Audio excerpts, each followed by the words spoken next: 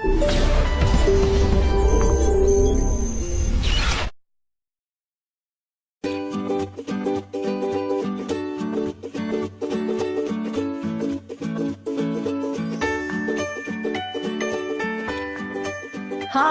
and welcome. My name is Erin Curran with The Unmistakable Entrepreneur. I'd like to welcome you to this new series where I'm going to be interviewing and chatting with business owners and entrepreneurs about what is it to be an entrepreneur.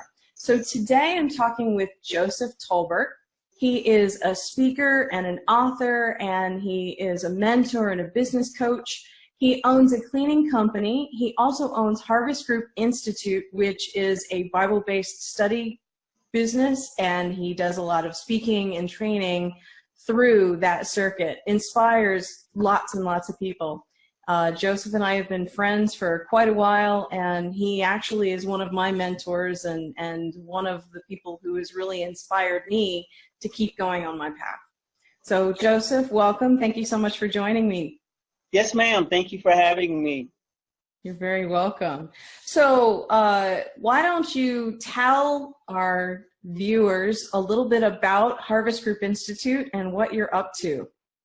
Harvest Group Institute is a Bible-based training company, and our mission and goal is to teach people how to have good life and also enjoy their life.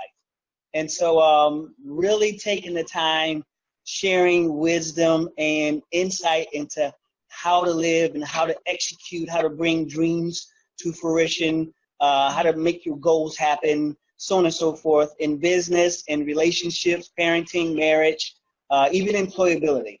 So that's what we do. That's really awesome. Thank you.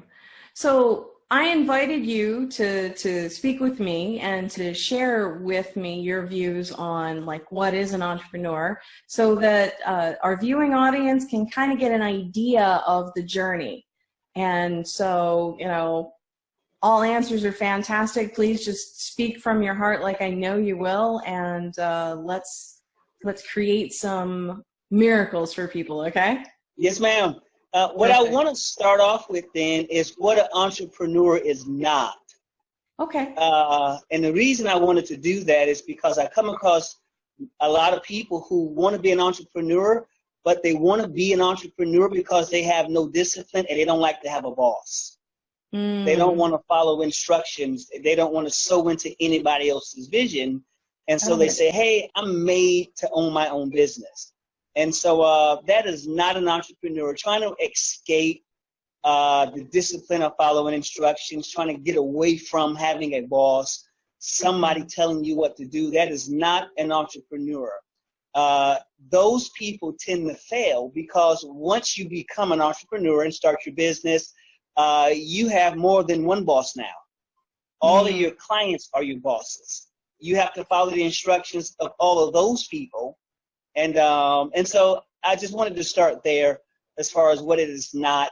And so being an entrepreneur, in my opinion, is somebody who knows and understands who they are, that the way that they are wired, the way that they were created and born is to give people some sort of solution to their problems.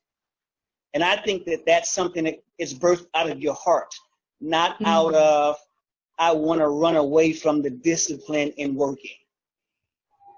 That's a really powerful distinction. Like that's so true, because I know when I started on the path, I knew I had a calling, and I was also very much trying to run away from something, and it just didn't work because running away was what was really more in the space for me. Right. And like when you're talking about just really being moved to mission and to being a contribution for the people that you're serving, that's really what it's all about. Because at the end of the day, the responsibility is still going to be there whether you work for someone else or you work for yourself. Absolutely. Absolutely. I agree with you. And so I like the fact that you said a calling. You know, as a speaker, I tell people all the time, if I didn't have a stage to speak from, I'd be outside talking to the trees and the light posts, because it's how I'm wired. You know, I feel like I have some insight and I want to share it.